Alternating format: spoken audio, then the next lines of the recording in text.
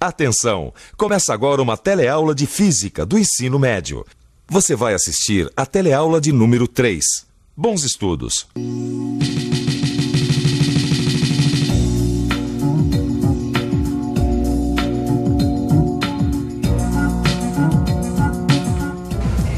Que dia mais movimentado, hein, Maristela? Ih, minha filha, o movimento vai começar mesmo agora. Como é que é? É isso mesmo, Rosinha. Nas duas primeiras teleaulas, a gente conheceu um pouco melhor o universo da física e viu algumas unidades que são usadas nessa ciência, principalmente em um dos seus ramos. A mecânica. Isso. Então, hoje, a gente vai começar a estudar uma das partes da mecânica, a cinemática. Não precisa se assustar com o nome, não. Cinemática é simplesmente o estudo dos movimentos. A palavra cinemática tem a mesma raiz que a palavra cinema, porque o filme é produzido a partir de imagens em movimento.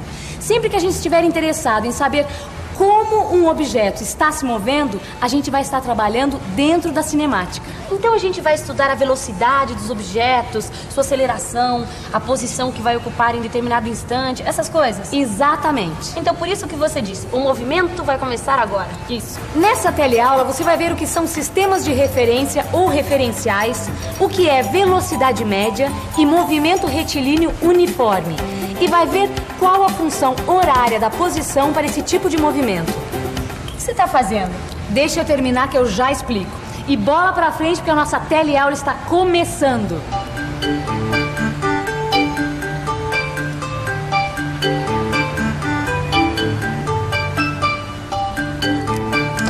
Pronto, olha. Parece um campo de futebol. Parece e é. É o seguinte, Rosinha.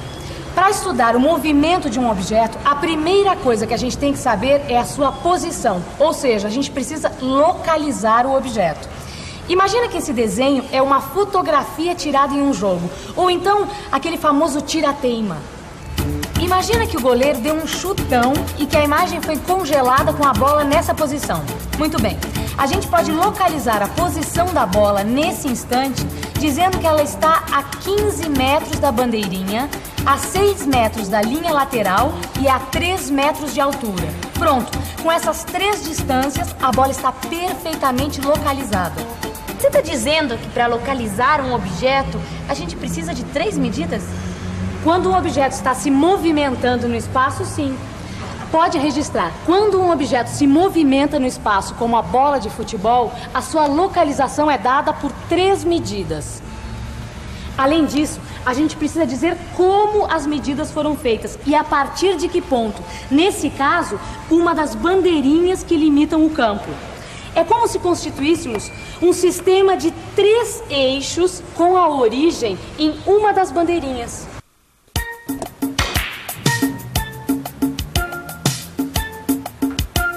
Quer dizer então, Vicente, que para localizar um objeto nós precisamos de 3 medidas, é isso? Nem sempre, Gil, nem sempre. Sabe que uma vez eu estava lendo uma história daquele detetive inglês, o Sherlock Holmes? Famoso? Opa! E era a história de um crime que acontecia justamente num salão de bilhar. E ele estava preocupado que ninguém mexesse na bola branca, porque ali podiam estar as impressões digitais do criminoso, compreende? Peraí, Vicente, peraí. Você está querendo dispersar o assunto. Nós estamos falando sobre localização de objeto. Calma, nós vamos chegar lá. Para garantir que ninguém mexesse na bola branca, o que ele fez? Vamos imaginar que a bola tivesse parado nessa posição aqui. Então, ele escolheu uma caçapa, no caso essa, e marcou essa distância aqui, ó. Tá vendo? Isso aqui. E depois marcou essa outra distância. Desse jeito, a posição da bola ficou perfeitamente localizada. Se alguém mexesse, ele descobria. Eu acho que eu já sei aonde você está querendo chegar. Fala. Quando um objeto se movimenta por uma superfície plana, como essa aqui da mesa de bilhar, são necessárias apenas 2 medidas para a localização dele. Elementar, meu caro Gil. Então, guarde sempre essa regra. Movimentações no espaço, 3 medidas para localização. No plano, como essa mesa de bilhar, apenas 2 medidas. Aqui, ó. Tá certo. 3 medidas, 2 medidas. Será que existe algum tipo de movimento que precise só de uma medida para localizar o objeto? Por favor, cidadão, você saberia me responder qual o movimento que faz o pistão de um automóvel? Para cima ou para baixo? O movimento para cima e para baixo, né? Muito bem. Então, já que ele faz esse movimento para cima e para baixo ao longo de uma reta, quantas medidas a gente precisa para determinar a localização desse pistão num determinado instante? Acho que uma. É isso mesmo. Para localizar um ponto P marcado no pistão, a gente só precisa de uma medida. Por exemplo, a sua distância até a base do cilindro. Para resumir toda essa história é o seguinte: para a gente localizar um corpo no espaço, num plano ou ao longo de uma reta, a gente utiliza na física os chamados sistemas de referência ou referenciais. É muito simples, dá só uma olhada. No exemplo da bola de futebol, o sistema de referência ou referencial é formado por 3 eixos perpendiculares que partem de um ponto zero escolhido, no caso, a bandeirinha. Esses 3 eixos podem ser entendidos como 3 réguas e com a ajuda delas podem ser medidas as 3 distâncias que determinam a localização da bola. No caso da superfície plana, como a mesa de bilhar, o referencial é formado por apenas 2 réguas ou 2 eixos. O ponto zero de origem aqui é a caçapa marcada, ou seja, com 2 medidas podemos localizar a bola de sinuca. Por último, temos o caso do pistão. O referencial aqui é uma reta e o ponto de origem é a base do cilindro. Basta uma medida para localizar a posição do pistão. E a gente vai começar o nosso estudo dos movimentos com uma situação bem simples. Veja, aqui nós temos um tubo cheio de óleo de cozinha. Aqui na frente tem uma escala graduada em centímetros. Bom, com a ajuda desta seringa aqui embaixo, nós vamos introduzir uma gota de uma mistura de água, álcool e corante dentro do tubo. Como a densidade dessa mistura é menor do que a densidade do óleo, a gota vai subir. E é o movimento desta gota que a gente vai estudar. E para isso, a gente conta com a ajuda da nossa fotógrafa oficial, a Rosinha. É o seguinte, quando a gota começar a subir, eu vou acionar esse cronômetro e a Rosinha vai bater uma foto a cada 4 segundos. Vamos nessa? Não, manda bala. Ou melhor, manda a gota.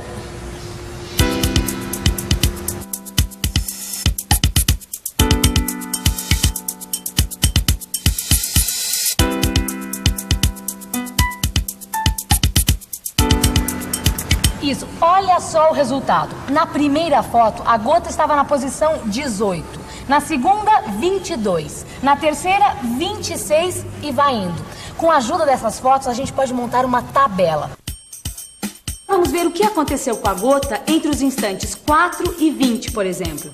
Repare que nesse intervalo de tempo, a bolha passou da posição 22 para a posição 38. Quer dizer, a gota se deslocou 16 centímetros, que é o resultado de 38 menos 22. Só que entre os instantes 4 e 20, passaram 16 segundos, que é o resultado de 20 menos 4. Ou seja, a gota percorreu 16 centímetros em 16 segundos. E como a marcha da gota é sempre a mesma, a gente pode dizer que a sua velocidade foi de 1 centímetro por segundo. Essa foi a sua velocidade média. Dá só uma olhada. A velocidade média é definida como sendo deslocamento sobre o tempo.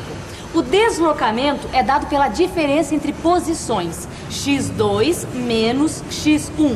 E o tempo é dado pela diferença entre 2 instantes, T2 menos T1. Essas 2 diferenças podem ser representadas assim, pela letra grega delta.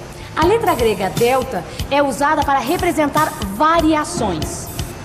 Então, velocidade média é igual a delta x sobre delta t.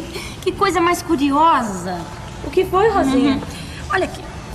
Eu fui checar a velocidade média entre os instantes 12 e 32, tá? Olhando na tabela, para T1 igual a 12, a posição x1 é igual a 30.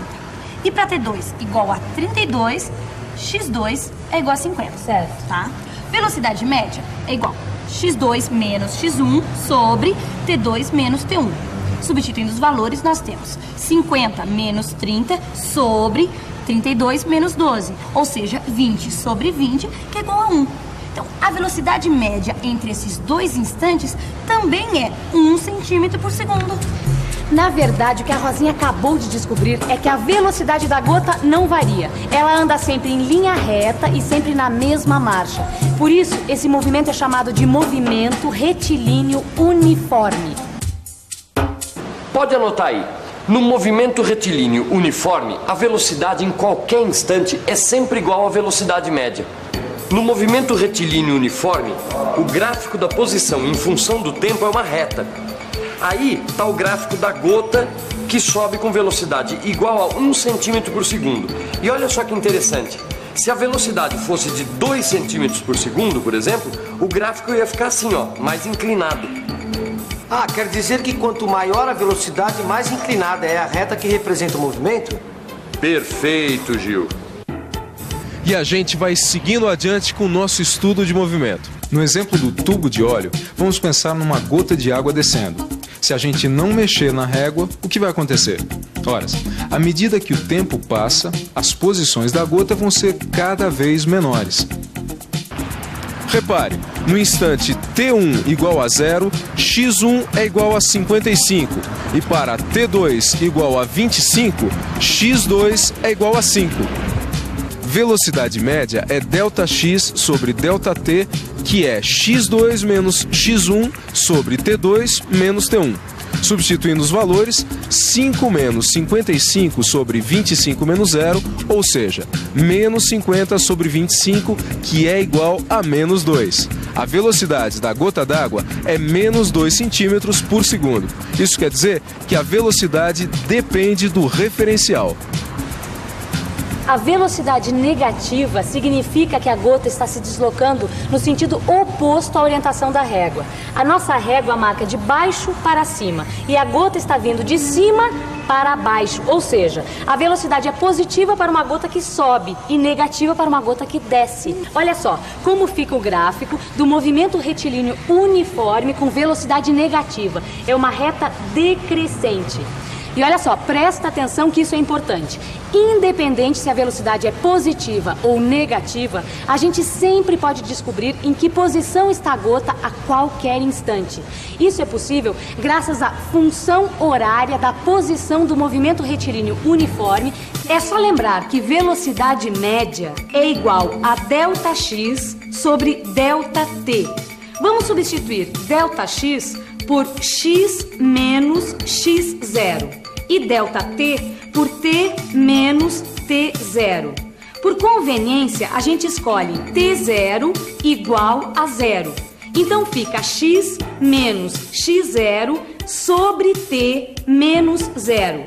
Passando o t para o outro lado, fica x menos x0 é igual a vt. Mudando o x0 de lado e de sinal, a gente chega à função horária da posição. X é igual a x0 mais v vezes t. Então, a função horária da posição fica assim. X igual a 55 menos 2 vezes t. Eu quero checar essa tal de função horária no caso da gota caindo.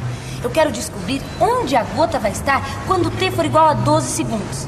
É só substituir o valor de t na função. Então fica assim.